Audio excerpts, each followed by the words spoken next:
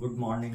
आज के क्लास में हम पीओएसी को जहां तक छोड़े थे ना उससे आगे कंटिन्यू करते हैं। देखिए तो एक क्वेश्चन से ही शुरुआत करते हैं। पीओएसी लगाना तो पिछले क्लास लेक्चर में सीख लिए थे, देख लीजिएगा यदि पीओएसी आप लगाना भूल गए तो पिछला लेक्चर डाला हुआ है, आप देख लीजिएगा पीओएसी। ठीक है, आज बात करते हैं इससे रिलेटेड आगे के क्वेश्चन से कि पीओएसी कहां कहां हेल्पफुल है। जैसे यहां देखिए कहता है, क्वेश्चन हमने लिख के रखा हुआ है कि 2 mole of K4FeCN6 reacted with series of reagent, मतलब बहुत सारे रिएजेंट से रिएक्शन कराया गया। किससे किससे ये हमको नहीं दिया हुआ है। And whole carbon get converted into H2C2O4, और सारा का सारा कार्बन, यहां जो कार्बन है ये सारा का सारा H2C2O4 में कन्वर्ट कर गया। तो find mole of H2C2O4 form कितना बनेगा जरा देखिए। इस क्वेश्चन में K4FeCN6 के को बहुत सारे रिएजेंट से रिएक्शन कराया गया, और फाइनली ये सारा का सारा कार्बन किस में चला गया, H2C2O4 में चला गया। यही ना हुआ बेटा, सारा का सारा कार्बन जितना यहां था सब उठ के रिएक्शन के बाद यहां चला गया। अब बताइए, हमको पता है कि कौन कहां गया? नहीं पता है। पोटेशियम कहां गया पता है? आयरन कहां गया पता है? नहीं पता है। ये नाइट्रोजन का क्या हुआ, किसके साथ भाग गई पता है? नहीं पता है। तो अब क्या करेंगे? अब बेटा पीओएसी का सहारा लेंगे, क्योंकि एक बात तो कंफर्म है कि जितना कार्बन यहां था वो सारा का सारा कार्बन उठ के यहां आ गया। तो लगा देंगे पीओएसी कार्बन पर। क्या लगा देंगे? पीओएसी कार्बन पर पीओएसी लगा देंगे। बताइए क्या लिखा जाए पीओएसी और कार्बन?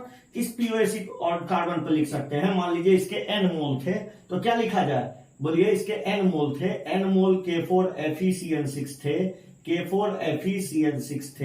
इसके n मोल थे। तो बताइए इसमें मोल्स ऑफ कार्बन कितने लिखे जाएंगे?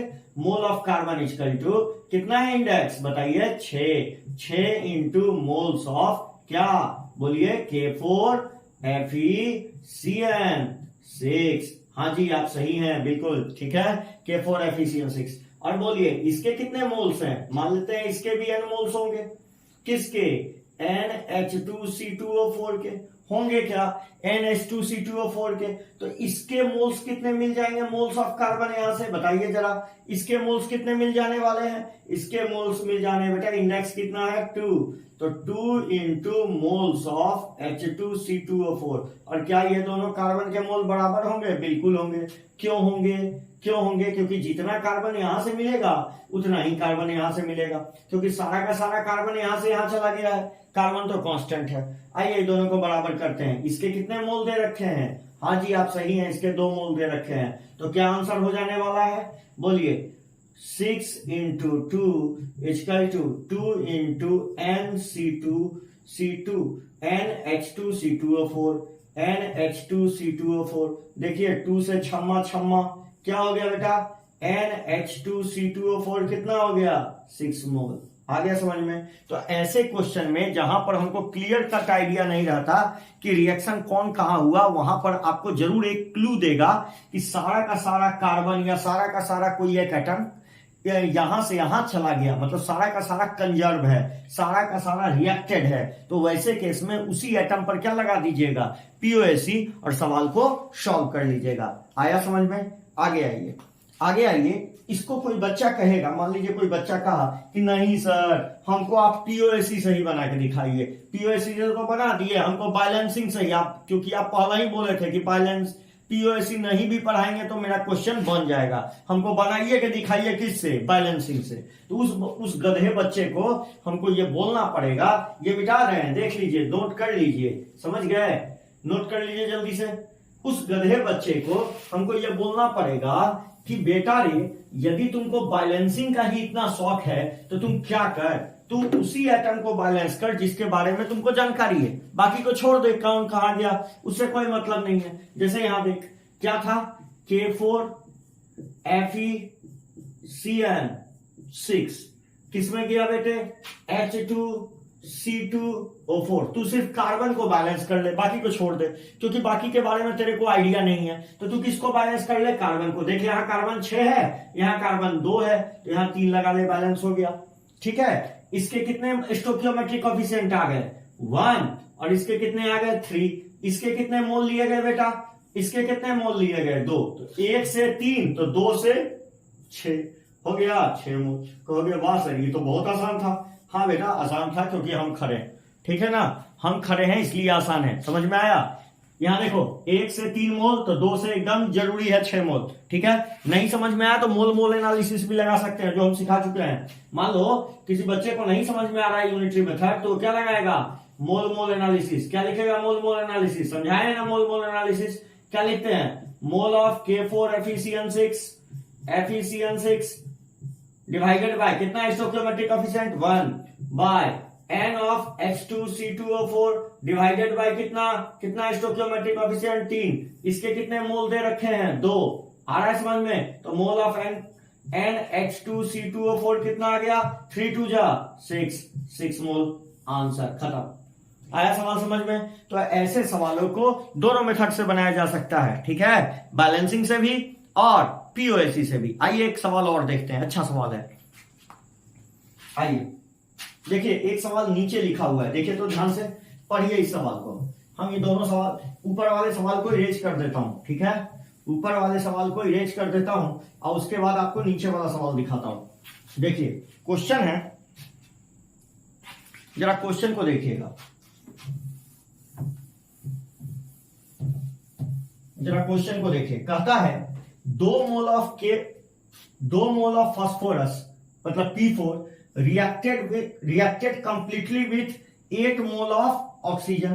ध्यान से सुनिए, 2 मोल ऑफ P4, फास्फोरस का मॉलिक्यूल P4 के रूप में रहता है, सल्फर का उसी तरह S8 के फॉर्म में रहता है। ठीक है, reacted completely with 8 mole of O2 form P4O6 and P4O10। Find mole of P4O6 and P4O10 form. 2 method है बेटा, या तो आप बैलेंसिंग से बना लो या फिर पीओएसी लगा लो। देखो पीओएसी से पहले कैसे बनाते हैं, पहले पीओएसी से बना रहे हैं। ठीक है, चलो क्या कह रहा है बेटा?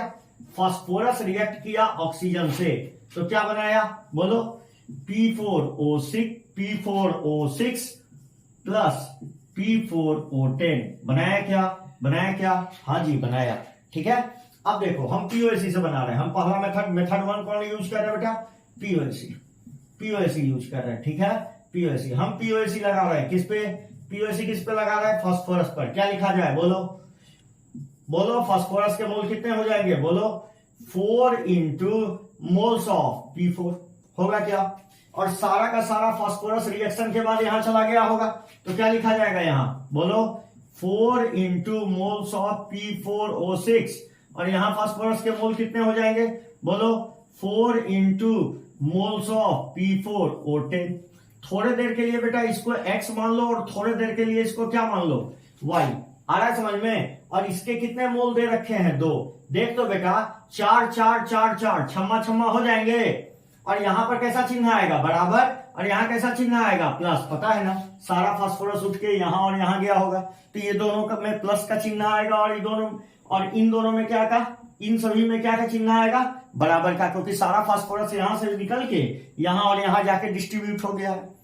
मतलब इक्वेशन क्या बन गया बेटा?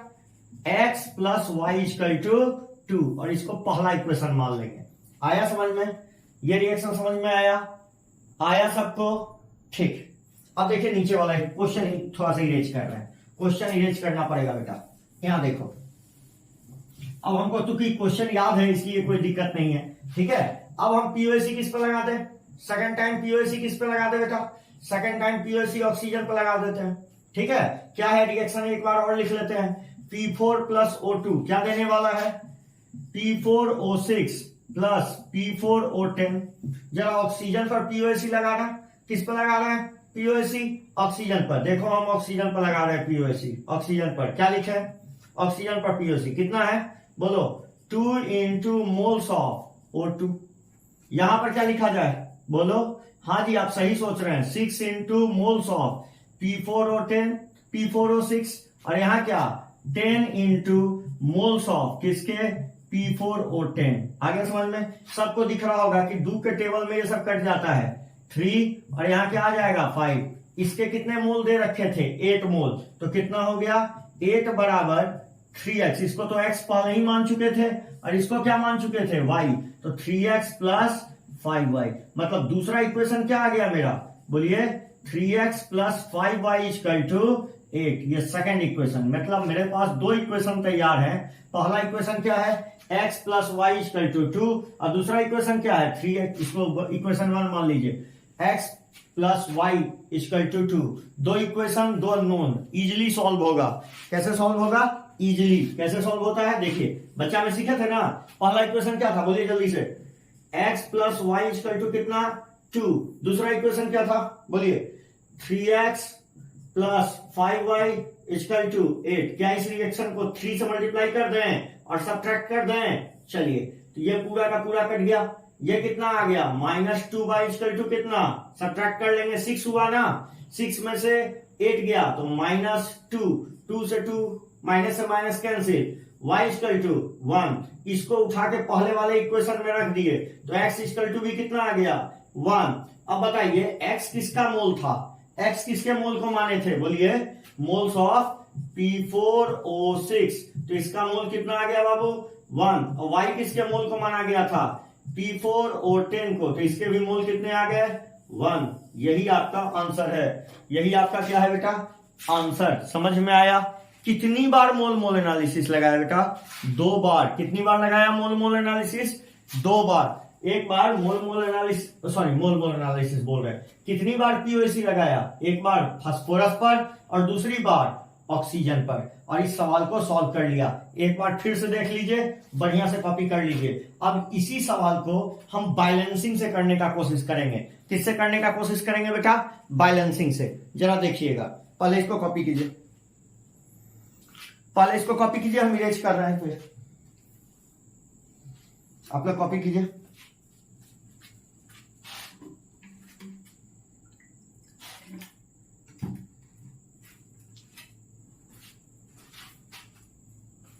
इरेज कर रहे हैं बेटा।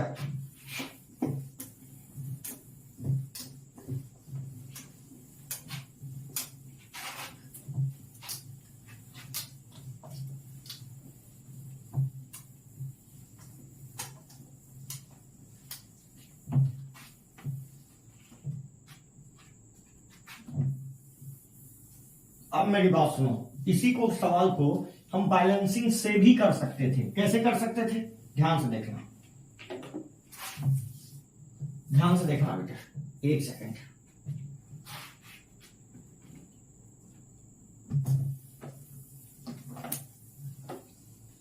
देख, सेम सवाल को हम बैलेंसिंग से भी कर सकते थे, मगर इसके लिए शर्त क्या है? ध्यान से देखो। जैसे मान लो ये P4 था। क्या था? P4। यह हमारा था P4 प्लस O2। क्या मिल रहा था? P4O6। P4 प्लस O2 क्या मिल रहा था बेटे? P4 प्लस O2 क्या मिल रहा था? P4O6 plus P4O10। जरा इसको बैलेंस करो तो, यदि बैलेंसिंग से करना चाह रहे हो तो इस सवाल, इस रिएक्शन को बैलेंस करने का कोशिश करो। बैलेंस करने का कैसे बैलेंस करोगे? यहां 4 है, ठीक है, यहां 4 है, यहां पर 8 है, तो यहां पर 2 लगा दिए, ठीक है। अब 2 लगाने से ऑक्सीजन इधर कितना है? 10, 6, 16, तो यहां पर कितना लगा दिए? 8। स्टोकियोमेट्रिक कोएफिशिएंट बोलो। 2, 8, 1, 1 आया स्टोकियोमेट्रिक कोएफिशिएंट। जरा फिर से रिएक्शन को देखो तो P4 प्लस O2 क्या मिला? P4O6 plus P4O10। ये दिया हुआ है कि यही रिएक्शन से मिलता है, ठीक है। जरा बैलेंस करना तो बेटे, यहां पर मान लो किसी बंदे ने 2 लगा लिया, तो ये 8 हो गया, 8 4 12, 12, तो यहां कितना लगा लिया बेटा? 3। अब बताओ क्या हुआ? यहां ऑक्सीजन बोलो 12, 12 10 22, तो इसका मतलब यहां कितना लगा सकता है? 11। स्टोकियोमेट्रिक कोएफिशिएंट बोलो 3, 11, 2, 1। आ रहा है समझ में? जरा ऐसे बैलेंस करता तो कोई बंदा, O2 P4O6 प्लस P4O10, जरा बैलेंस करना इसको। मान लो यहां पर 2 लगा दिया किसी बंदे ने, अब कितना हो गया बेटे, 4 2 जा 8, 8 और 4 12, तो यहां 3 लगा लिया, ये फास्फोरस बैलेंस हो गया। ऑक्सीजन देख, 10 दूना 20, 20 6 26, तो यहां 13 लगा दिया बेटा। स्टोकियोमेट्रिक कोएफिशिएंट कितना आ गया, 3 13 1 2। अरे ये क्या नौटंकी है भाई, एक ही रिएक्शन का अलग अलग स्टोकियोमेट्रिक कोएफिशिएंट आ रहा है, एक ही रिएक्शन का अलग अलग स्टोकियोमेट्रिक कोएफिशिएंट आ रहा है। हाँ हम सही समझ रहे हैं, आप जो सोच रहे हैं वो सही है। एक रिएक्शन का कभी भी एक से ज्यादा स्टोकियोमेट्रिक कोएफिशिएंट नहीं आता, वो फिक्स होता है स्टोकियोमेट्रिक कोएफिशिएंट। जैसे यहां देख बेटा, जैसे ये नाइट्रोजन है, या हाइड्रोजन से रिएक्शन किया, अमोनिया बनाया, क्या फर्क पड़ता है कि कोई बंदा यहां 3 लगा दिया, यहां 2 लगा दिया, या क्या फर्क पड़ता है कि यहां 2 लगा दिया, यहां 6 लगा दिया, यहां पर 4 लगा दिया, अभी भी तो रेशियो वही है, 1:3:2, 1:3:2। स्टोकियोमेट्री नंबर से मल्टीप्लाई या डिवाइड करने से नहीं बदलता सॉरी। मगर इस रिएक्शन में देख रहे हो अलग अलग स्टोकियोमेट्री है, अलग अलग स्टोकियोमेट्री आ रहा है। इसका मतलब ये रिएक्शन एक स्टेप में नहीं हो रहा होगा, आ रहा है समझ में, ये रिएक्शन 2 स्टेप में हो रहा होगा। पहले क्या हो रहा होगा, फास्फोरस एक रिएक्शन में P4O6 बना रहा होगा ऑक्सीजन से रिएक्शन करके, और दूसरे रिएक्शन में अलग से फास्फोरस ही ऑक्सीजन से रिएक्शन करके क्या बना रहा होगा, ऑक्सीजन से रिएक्शन करके P4O10 बना रहा होगा। तो आइए, मतलब ये बैलेंसिंग कैसा है, रॉन्ग है भाई साहब, ये कैसा है, रॉन्ग बैलेंसिंग, आपने गलती किया है भाई साहब, ठीक है, आपको सही करना होगा। मतलब बिना बैलेंसिंग, अब कोई बंदा इसको स्टोकियोमेट्री मान के निकाले तो अलग आंसर आएगा, इसको स्टोकियोमेट्री मान के निकाले तो अलग आएगा, इसको निकाले तो अलग आएगा, लेकिन आंसर तो एक ही आएगा ना भाई, क्योंकि बनेगा तो P4O6 या P4O10 एक अपने हिसाब से ही ना बनेगा, कि अलग अलग आदमी अलग अलग निकालेगा तो अलग अलग बन जाएगा, ऐसा थोड़ी होता है, ठीक है। तो आइए हम सही बैलेंस करते हैं, सही करते हैं और इसको फिर से देखते हैं। इसका मतलब ये बैलेंसिंग गलत है भाई, ठीक है, हम इरेज कर रहे हैं। देखो इधर,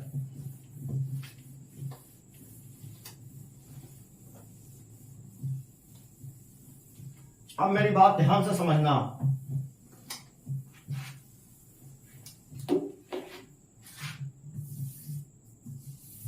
अब मेरी बात ध्यान से समझना। हमने क्या किया, P4 को O2 से रिएक्शन कराया और बनाया P4O6, पहला रिएक्शन, ठीक है। और दूसरा रिएक्शन में क्या किया, P4 प्लस O2 से ही रिएक्शन करके क्या बना लिया, P4O10। जब आप बैलेंस करो तो बेटा यहां 3 लगाते ही रिएक्शन बैलेंस, और यहां 5 लगाते ही रिएक्शन बैलेंस, दोनों रिएक्शन बैलेंस। आ रहा है समझ में? बोल बेटा, इसका स्टोकियोमेट्रिक कोएफिशिएंट क्या है, 131 है। मतलब इसका यदि x मोल रिएक्शन करेगा तो इसका कितना करेगा, 3x। अरे यार है समझ में, इसका x मोल रिएक्शन करेगा तो इसका 3x, और ये कितना बनेगा, x मोल बनेगा क्या, अरे बनेगा क्या, हाँ जी। इसका मान ले यदि y रिएक्शन करता है, इसका स्टोकियोमेट्रिक कोएफिशिएंट क्या है, 1 5 1, जरा बोलना, इसका y रिएक्शन करेगा तो इसका 5y, और इसका कितना बन जाएगा, y। मगर तू देख बेटा, हमारे पास टोटल x प्लस वाई कितना फास्फोरस दिया हुआ है, x plus y equal to 2 दिया ही हुआ है क्वेश्चन में। टोटल फास्फोरस 2 मोल लिया गया था, और टोटल ऑक्सीजन कितना लिया गया था, बोलो टोटल ऑक्सीजन कितना है, 3x plus 5y, 3x plus 5y equal to कितना आ गया, 8 मोल, क्योंकि 8 मोल लिया गया था। टोटल ऑक्सीजन कितना लिया गया था, 8 मोल। हाँ जी, आपको सही है, ये अभी सॉल्व किए थे। कितना आया था, x इक्वल टू 1 और y इक्वल टू कितना, 1, ये दोनों 1 1, मतलब ये 1 आ गए, और ये भी कितना आ गया, 1। तो 1 मोल से 1, मतलब x मोल से x मोल बनता है, और x का वैल्यू 1 है, x का वैल्यू 1 है, x से x बनता है, तो 1 से कितना बनेगा, ये भी 1 बनेगा, ये भी कितना बन जाएगा, 1। मतलब हम बोल सकते हैं ना कि मोल्स ऑफ P4O6 कितना बना, 1, और मोल ऑफ P4O10 भी कितना बना, 1। इस तरीका से हम बता सकते हैं। तो बैलेंसिंग से भी हम ये सवाल को बना सकते थे, ठीक है, मगर आपको अलग अलग बैलेंस करना होगा भाई। देखो ना, टोटल फास्फोरस आपको रिएक्शन में कितने दे रखे थे, 2 मोल का ये रहा था। टोटल ऑक्सीजन कितना दे रखा था, 8 मोल। दोनों को इक्वेशन बनाया, सॉल्व किया, 1 मोल से 1 मोल, तो एक्स मोल से एक्स मोल, तो एक मोल से एक मोल। आ गया समझ में। यहां पर वाई मोल से वाई मोल, तो वाई का वैल्यू 1 है तो वो 1 का वैल्यू 1, ठीक है, तो मोल्स भी निकल गए। क्लियर हुए सवाल। आइए आगे देखते हैं। अब इसमें होता क्या है बेटे कि इसमें कभी कभी क्या बोलते हैं, परसेंटेज प्यूरिटी घुसेड़ देता है। क्या घुसेड़ देता है? Percentage purity. ये क्या होता है, ये क्या बोला है, हम समझा रहे हैं। देखो, परसेंटेज प्यूरिटी, हेडिंग डालना परसेंटेज प्यूरिटी। जैसे मान ले, देख एक सवाल है परसेंटेज प्यूरिटी वाले। देख होता क्या है, हम परसेंटेज प्यूरिटी ये पूछेगा, percentage purity of substance, percentage purity of substance. ध्यान से समझना, परसेंटेज प्यूरिटी ऑफ सब्सटेंस कैसे निकालते हैं। मान ले ए से बी बन रहा था, ए से बी बन रहा था, ठीक है। हम बोले कि इसके 1 ग्राम से या इसके 100 ग्राम से इसका 100 ग्राम बनना चाहिए था, ऐसा होना चाहिए था, मगर इसका 100 ग्राम बनना चाहिए था। कितना ग्राम? 100 ग्राम। 100 ग्राम से इसका 100 ग्राम। कहोगे तो मोल रेशियो होता है, आप मास रेशियो कैसे लिख रहे हैं? हम ये बता रहे हैं ना कि मान लो ये 100 ग्राम से इसका कितना बनता है, 100 ग्राम। आपको मिलना चाहिए था, चाहे तुम मोल में ही देख लिया, तुमको दिक्कत हो सकता है। मान ले इसका 1 मोल लिए तो इसका 1 मोल बना, 1 मोल बना, ठीक है। 1 मोल का मास मान ले 100 ग्राम होना चाहिए। कितना ग्राम? 100 ग्राम आपको मिलना चाहिए था, मगर एक्चुअली में आपको 90 ग्राम ही मिला। कितना ग्राम मिला? 90 ग्राम आपने ऑब्टेन किया। और मिलना कितना चाहिए था? एक्सपेक्ट कितना कर रहे थे? एक्सपेक्टेड कितना था? 100 ग्राम। आ रहा है समझ में? इसका मतलब 10 ग्राम कहां गया? 10 ग्राम इंप्रूटी था, वो नहीं मिलेगा, ठीक है। आप जो एक्सपेक्ट कर रहे थे कि 100 ग्राम मिले, एक्चुअली में ये 90 ग्राम मिला। इसका मतलब परसेंटेज प्यूरिटी कितनी थी इसमें? परसेंटेज प्यूरिटी कैसे निकालोगे? परसेंटेज प्यूरिटी निकालोगे mass obtain of compound divided by mass of sample, mass of sample जो सैंपल लिए थे, इनटू क्या कर लोगे? 100। Mass obtained of compound by mass of sample into 100। इसी को क्या कहोगे? जैसे यहां देखो, इसका परसेंटेज प्यूरिटी कितना बोलोगे? परसेंटेज प्यूरिटी कितना बोलोगे? बोलो कितना परसेंट है? 90%। क्यों? क्योंकि 90 बाय 100 इंटू 100 कितना आ जाएगा? 90%। समझ में आया? इसी को कहते हैं परसेंटेज प्यूरिटी। आप इस पर एक सवाल करते हैं, देखो इधर, बहुत आसान सवाल है। कहता है कि 200 gram silver coin reacted with dissolving ConCHNO3 and finally NaCl is added and whole silver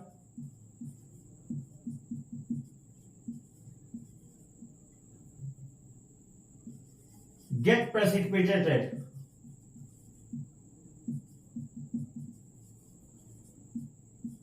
Find percentage purity of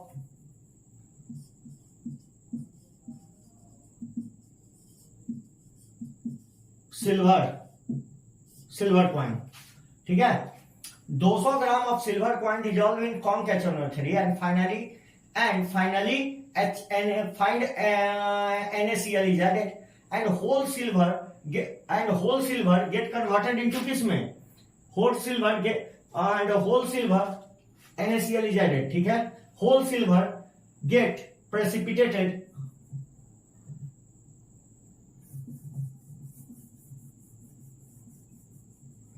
whole silver get converted into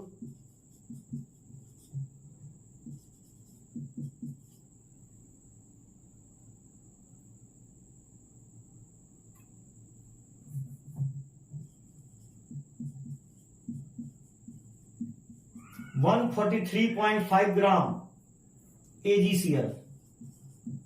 Find find percentage purity of silver.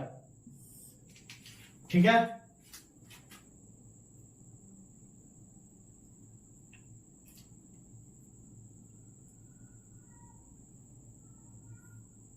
नहीं बेटे हम क्वेश्चन ये भूल रहे हैं। 200 gram of silver coin dissolve in conc HNO3 and